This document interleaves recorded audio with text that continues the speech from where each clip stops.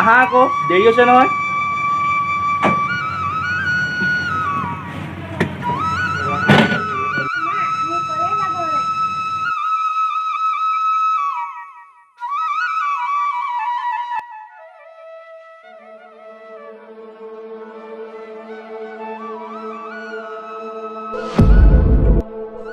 বুজিছা ই যেতিয়া ডাঙৰ হ'ব ইয়াৰ নামটো কি দিম জানা?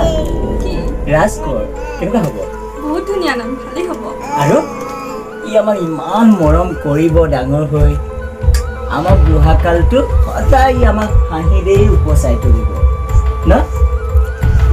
আৰু যে আমাৰ প্ৰতিটো মুহূৰ্ততে ইয়াক মৰম কৰি থাকিম দেই। ৰ'বচোন, ল'ৰাটো ডাঙৰ হ'বলৈ দিয়ক। ডাঙৰটো হ'বই আৰু ডাঙৰ হৈ আমাক চাবা সদায় সময় ৰাখিব। বুজি পাইছা? আমি চাবা ইয়াক লৈ আমি কিমান সপোন দেখিবলৈ পাম, বুঢ়া কালত আমি তাক লৈ কিমান হাঁহি থাকিবলৈ পাম। হেৰি, আপুনি নতুনকৈ কি ভাবি আছে? মই অৰ্থনকৈ আপোনাক গৈ আহি ৰখি আছো। নাই এই চকুতে কিবা ফুটা এটা সোমাই গ'ল, তাকে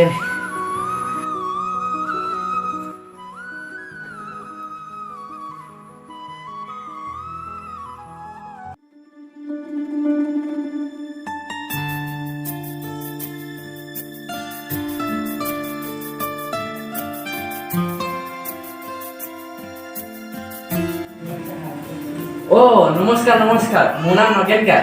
হেৰি ছাৰে আপুনি আহিব বুলি কৈছিলে বাৰু, বহকচোন, মই ছাৰক মাতি দিছোঁগৈ।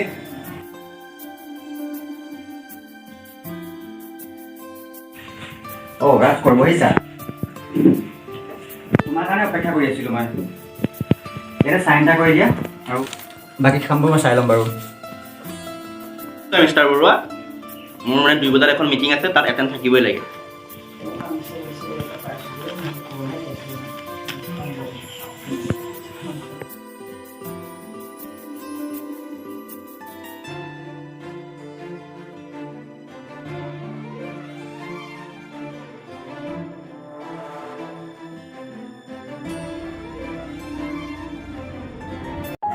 বুজিছা, ঘৰত কাম কৰা মানুহ এজনী আনিব হ'ল।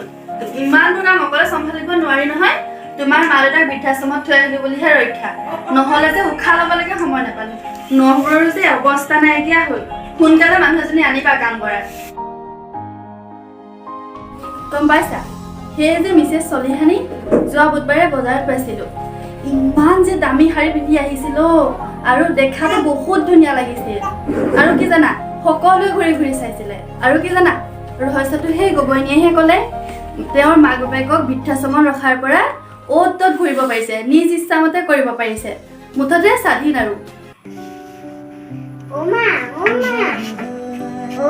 ককা এটা ঘৰলৈ কিয় নহা হ'ল? মোৰ বৰকৈ মনত পৰিছিল। ককা আৰু আইতা কাহানিও নাহে, তেওঁলোক বৃদ্ধাশ্ৰমতে থাকিব। তেওঁলোকৰ তাতে ঘৰ হ'ল নহয়। বৃদ্ধাশ্ৰম মানেনো কি? বৃদ্ধাশ্ৰম মানে হ'ল য'ত বুঢ়া বুঢ়ীবিলাক ৰখা হয়। তাত ককা আইতা আৰু বহুত ককা আইতা একেলগে থাকে। বুজিলানে আমাৰ হলো জ্যোতিষ্মা? এতিয়া তোমাক স্কুলত দিলো নহয়, তোমাৰ পঢ়া কোঠাটো ডাঙৰ কৰিব লাগিব।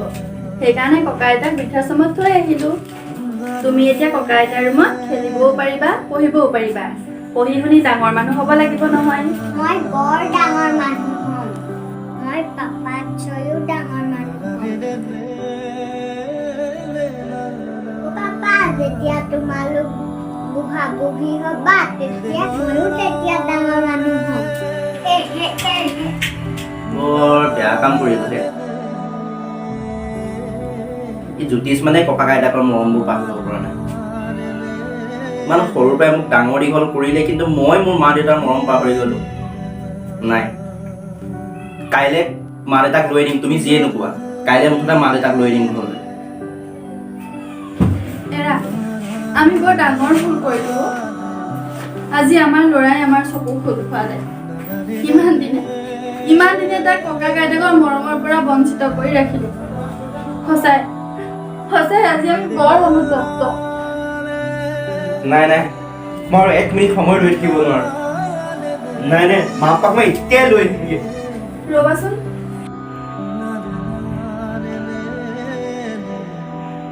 অধৈৰ্য নহ'বাচোন আমি কাইলৈ ৰাতিপুৱাই মা দেউতাক ঘৰলৈ লৈ আহিমগৈ